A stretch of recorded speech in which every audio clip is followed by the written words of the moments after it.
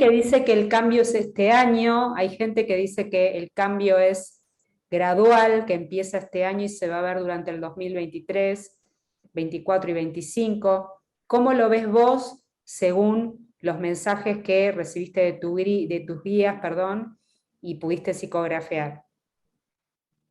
Yo, bien hiciste muy bien hoy en referenciar al tema apocalipsis.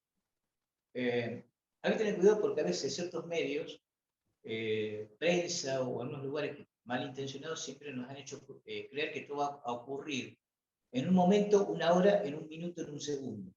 En realidad es todo un proceso. El tema del apocalipsis o revelaciones arranca ya en las primeras cruzadas. Todos los mensajes, por ejemplo, de apariciones marianas a través de todos esos tiempos hasta el día de hoy, era para evitar que se cumplan ciertas profecías. Pero como el hombre perseveró en el error, más ayudado por esas fuerzas oscuras, todo fue entrando en periodos. Ahora estamos en lo que se podría decir un periodo hipercaótico. Pero es todo un proceso, todo un proceso. Yo creo que esto empezó hace un tiempito. Estamos viendo los primeros avisos, líneas rojas, pero vamos en camino a eso. Por ahí me preguntaban, ¿y cómo sabes cuándo va a ser que va a ocurrir todo? Y mirá, fíjate cuáles son las noticias, qué es lo que está ocurriendo, qué es lo que está pasando a nivel global, qué es lo que ocurre, los cambios cósmicos. O sea, esto está, obviamente, es como decir, está a la vuelta de la esquina, pero ya está ocurriendo. Se va a empezar a acelerar el proceso, eso sí. Fantástico. Bueno, mejor así, mientras sea siempre hacia la luz y por el bien de todos y la humanidad y la no humanidad, o sea, el planeta y todos los seres vivos, ¿no? Ojalá se dé muy pronto. Yo estoy viendo como un cambio, ¿sí? Lo percibo, un cambio como que es de depuración precisamente, así que bueno, vamos a ir hacia ese lugar seguramente, hacia donde tenemos que estar, que es en la luz total. ¿En qué consiste la resignificación cuántica y para qué sirve, Marcelo?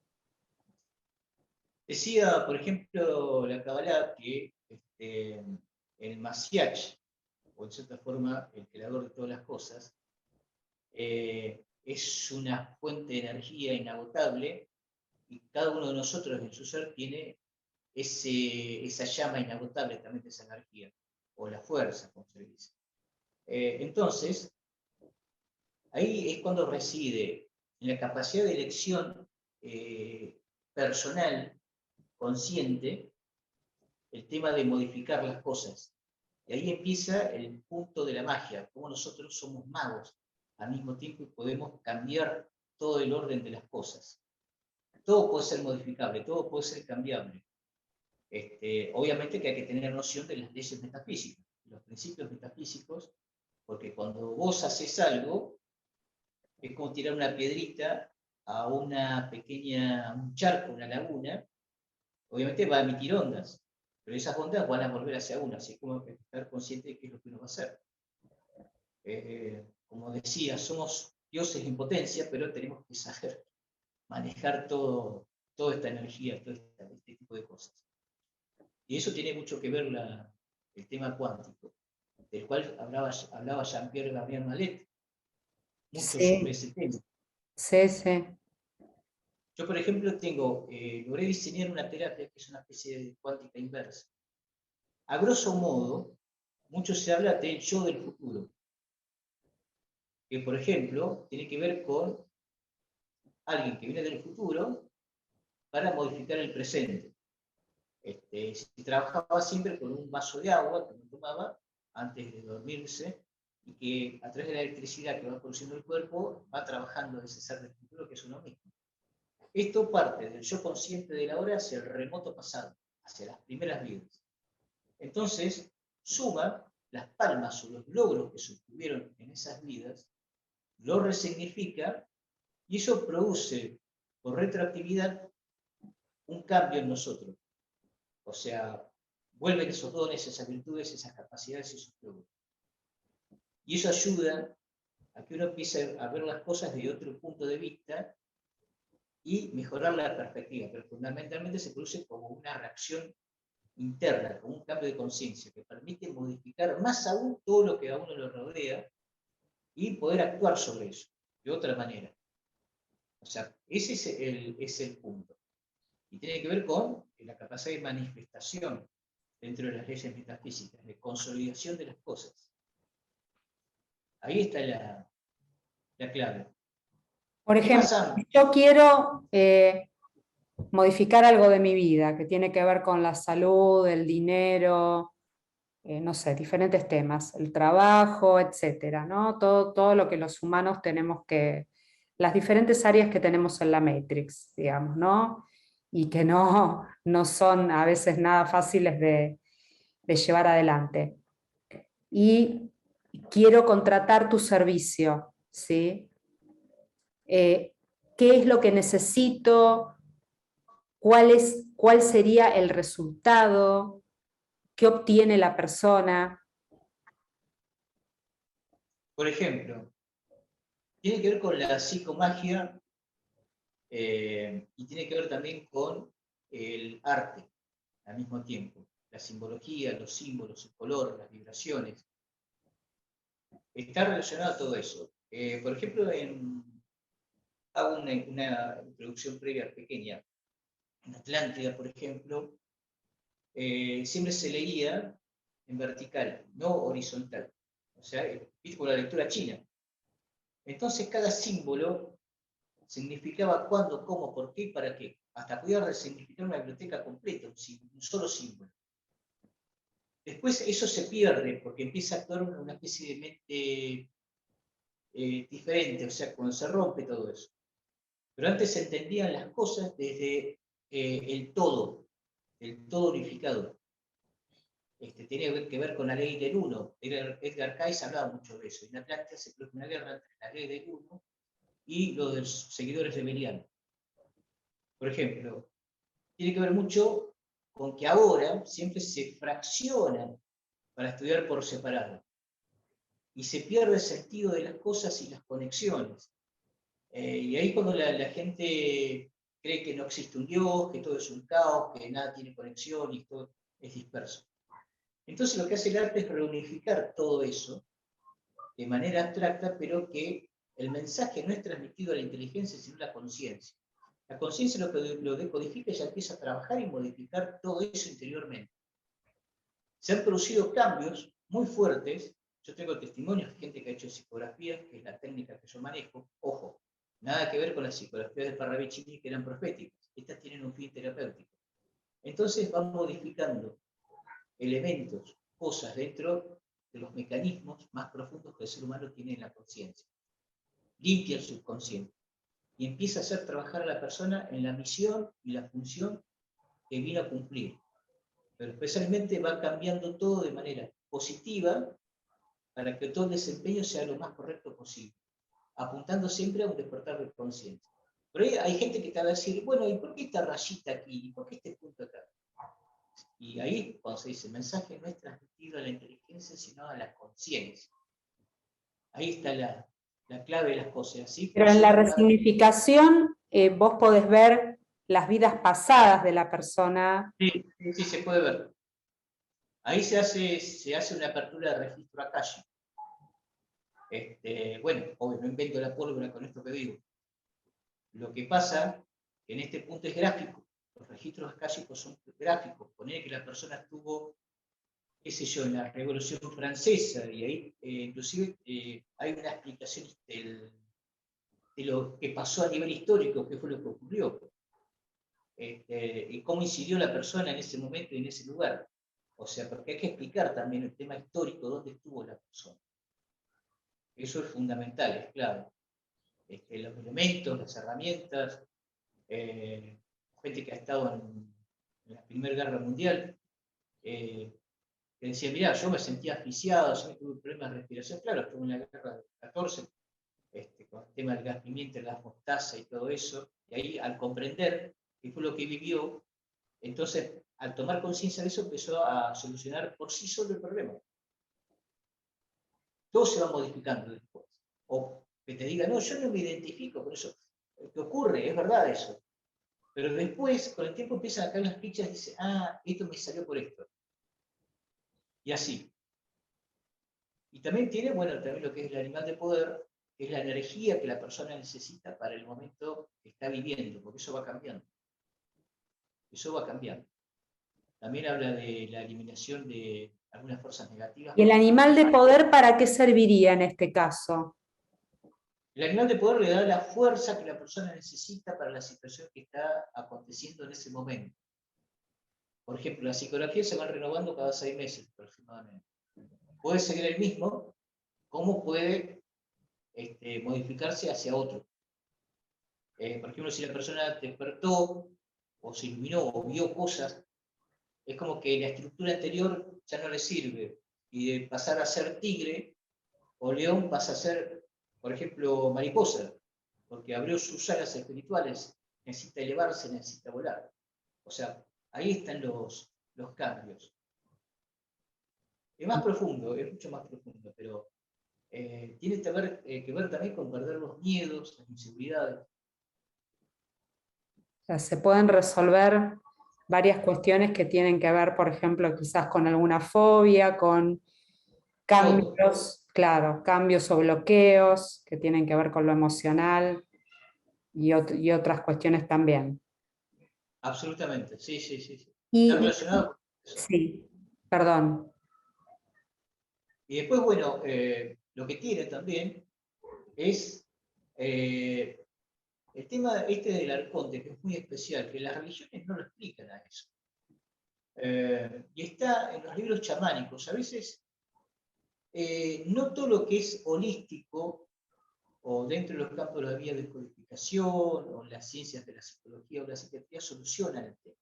A veces hay que recurrir a lo que en otras épocas denominábamos los chamanes, la parte ritual, videntes, porque si queremos que el otro funcione, primero hay que hacer cierto tipo de liberaciones, que son fundamentales en la parte ritual. Ahí está parte de la clave, que hay gente que dice, no, mira que yo hice esto, hice aquello, hice el otro, y no me funciona. O no pasa nada. Claro, señora, digo, pero primero usted tiene que liberarse a través de un liberador o un chamán, lo que nosotros en otra época decíamos un curandero. Esto no significa que la persona tenga que ir a cualquiera, ¿viste? Sabemos cómo está el tema hoy, que hay mentirosos, estafadores, chantas, etc. Pero tiene que ver mucho con eso, o sea, una liberación de otra manera. Y entonces este tipo de material surge. Hay un libro llamado Las enseñanzas de Don Juan, de Carlos Castañeda, que habla de un maestro mexicano llamado Carlos Matus, que va enseñando qué es todo el chamanismo y cómo desconectar este ser. O sea, primero no se lo puede matar ni exterminar, sí anular. Pero cuando uno nace, está acompañado, obviamente, del ángel de la guarda, como también de este pequeño dragoncito llamado el arconte.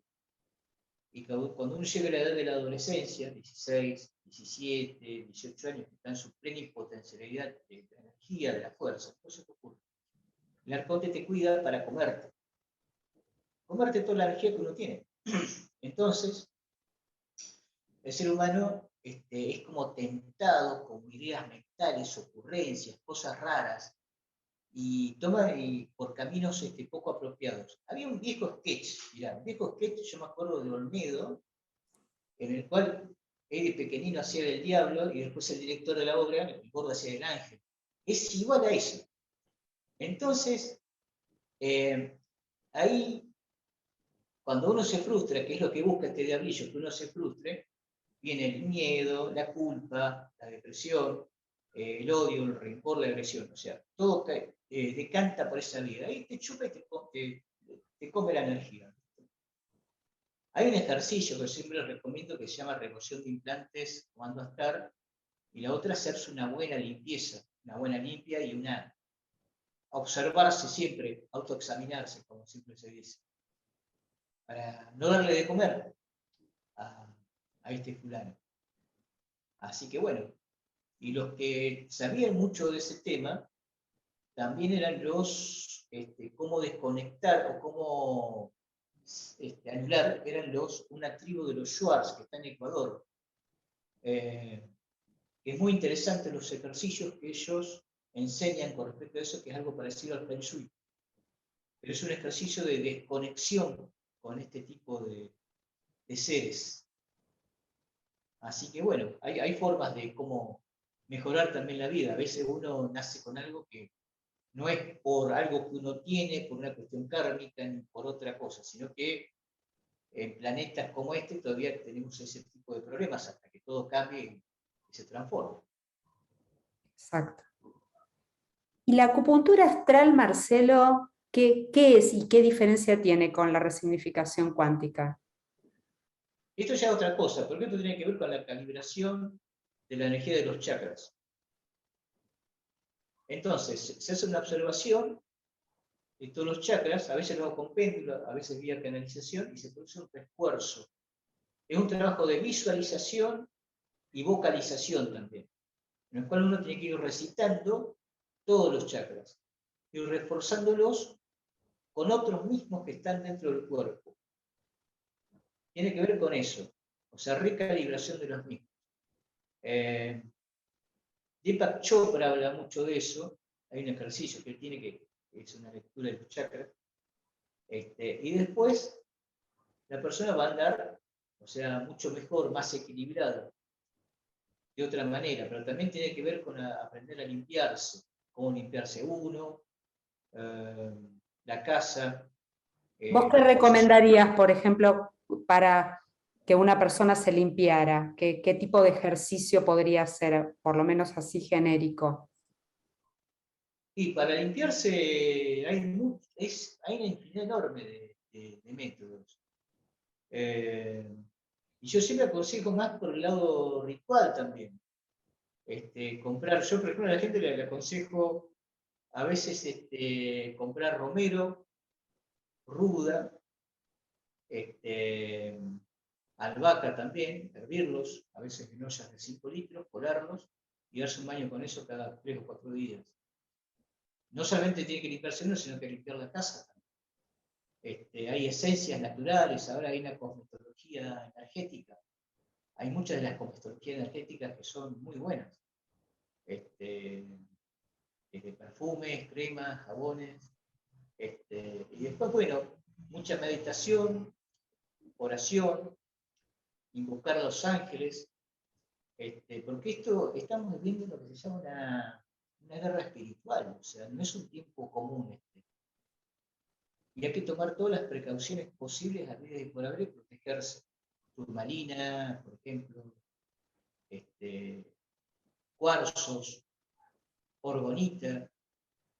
La orgonita, porque no solamente hay ataques dentro del orden psíquico, magia negra u otro tipo de cosas que nos pueden hacer.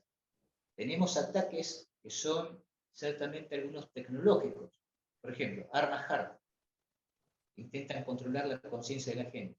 Armas decibelimétricas, también. Armas psicotrónicas. O sea, hay mucho que viene por todos lados. La orgonita es muy buena, que fue algo que es un invento de Wilhelm Reich en los años 35, los años 30, que elimina, no solamente previene de ciertos ataques en el orden psíquico de otra vía, sino también el tema de la contaminación electrónica u otro tipo de cosas. ¿Y el cuarzo también? El cuarzo sí, también, especialmente contra las antenas 5G y otro tipo de grupos de contaminación energética. O sea, esto es una guerra y viene por todos lados. O sea, no es algo sencillo. Está la famosa limpieza del huevo también. Hay muchas metodologías. Rituales, metafísicas y espirituales también. Y obviamente con materiales, todos los materiales que vos puedas tener a disposición. O sea, todo sirve hoy en día. Todo lo que se puede aplicar sirve, especialmente la meditación. Trabajar con los ángeles, Arcángel Miguel, los 7 ángeles rayo azul, y así permanentemente. Salmo 91, Salmo 63, todo lo que puede ser aplicable, vale. Perfecto. En cuanto a las ciudades intraterrenas, ¿cuál es la que vos considerás más importante, si es que si es que hay una que sea más importante que el resto? ¿Y cuál es la información que vos tenés de por qué están localizadas en determinados puntos estratégicos del planeta? Bueno, la Tierra, por ejemplo, tiene un corredor energético con las líneas de Harman, a través de los cuales se puede comprobar que tiene sus chakras, sus centros de energía, o sea que es un organismo vivo, es así como dicen los planetas griegos, Gaia. Entonces ahí es donde se han instalado todas las ciudades intraterrenas. Sí, hay una que es tal vez la más importante. No es que sea la más importante, sino es considerable, que es Istitlán, que está a la altura del Machu Picchu en Perú, eh, que es una de las ciudades más grandes que hay con respecto a eso. Están las otras, eh, por ejemplo, repartidas en diferentes lugares del mundo. Acá en Argentina, por ejemplo, tenemos varias, Erx y Sidris en Mendoza. Una que pude descubrir que está a la altura del Monte Santa Ana, Misiones, que ya voy a subir las obras acerca de esa ciudad. Y Perdón, después, Marcelo, ¿y cómo hiciste para descubrirla? mirá, vos sabés que es una anécdota muy, muy linda, muy agradable. Yo en el 2017, viajando allá, trabajando con el tema de las terapias, acompañé a un grupo espiritual que ya subía a lugares y sabía que el lugar ciertamente tenía cierta energía muy particular. Y después, unos ufólogos también me habían comentado de encuentros ovnis, de cosas que ocurrían. Este, Inclusive los jesuitas ahí habían querido construir túneles que enfilaban hacia el monte Santana, pero que los habían cerrado. Extrañamente en esos túneles no había ningún tipo de insecto y la temperatura era completamente diferente. Pero subiendo, en la experiencia personal al lugar, este, se pudieron ver, con ejercicio, meditación, las chicas que habían logrado contactar, vieron como una especie de naves.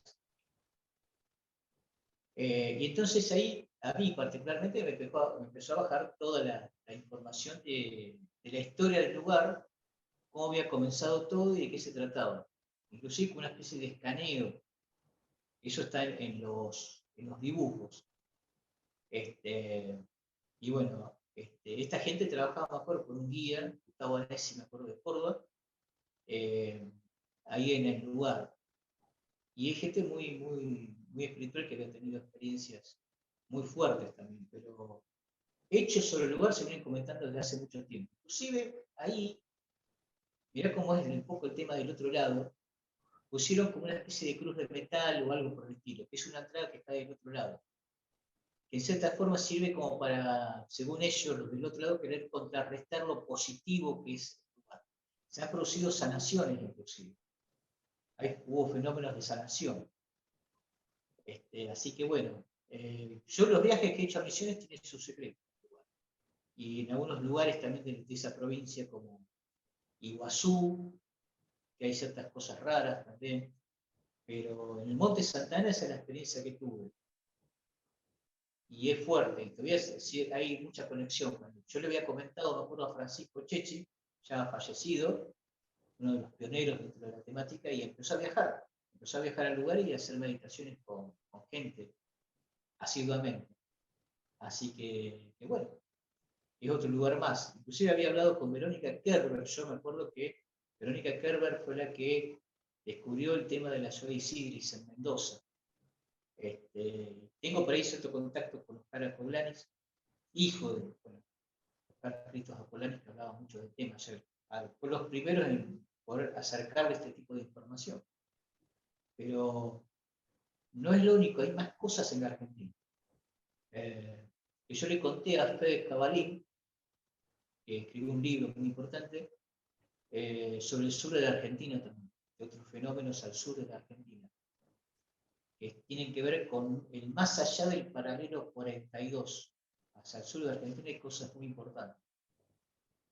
¿Al Es un sur país en qué lugar específicamente? ¿En Ushuaia? ¿Dónde? tenés Neuquén, ¿En qué? sobre la cordillera de los Andes. Después Monte Olivia y Monte Susana cerca de Ushuaia. Y así. Y vos sabés que, mirá, te cuento, vos sabés que hay una señora, una arqueóloga mexicana, Benavides González, que en el sur de Argentina, no me acuerdo si era en Santa Cruz o no sé en qué lugar, ella había tenido una sospecha, porque había visto sobre unas montañas como ciertos relieves o cosas que eran extrañas o raras, y que derivaban hacia el mar. Y los aborígenes ahí le comentaban, le habían comentado una antigua civilización que había existido. Entonces, después hay otro detalle, que había un ex militar y un amigo de él que bajaban al mar y veían, había como muros, como murallas con piedras incrustadas, como piedras preciosas o cuarzos.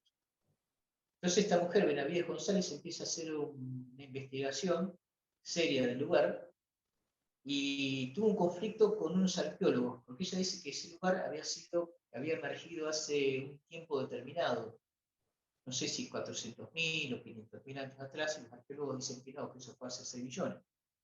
Bueno, empieza a subir el material y empieza a recibir amenazas de todo tipo, inclusive de centros de arqueología de Argentina, como que, y burlas y amenazas, como que eso no tiene que publicarlo y todo ese tipo de cosas. Escribió un libro, ella escribió un libro y iba a escribir el segundo se lo censuraron. Yo después te voy a acercar ese material, que el que lo conoce FedEx, que es mi amigo de Córdoba, en el cual explica qué fue lo que ocurrió y cuál es el libro y cómo se llama, que habla de la Atlántida del sur argentino, que hablaba sobre ese tema. Así que bueno, mirás ahí para cortar tela sobre eso. Sí, mucho. Ni hablar de la expedición claro, ni hablar de la expedición Malaspina de los españoles alrededor del 1500, en la cual hablaba de los gigantes, los patagones.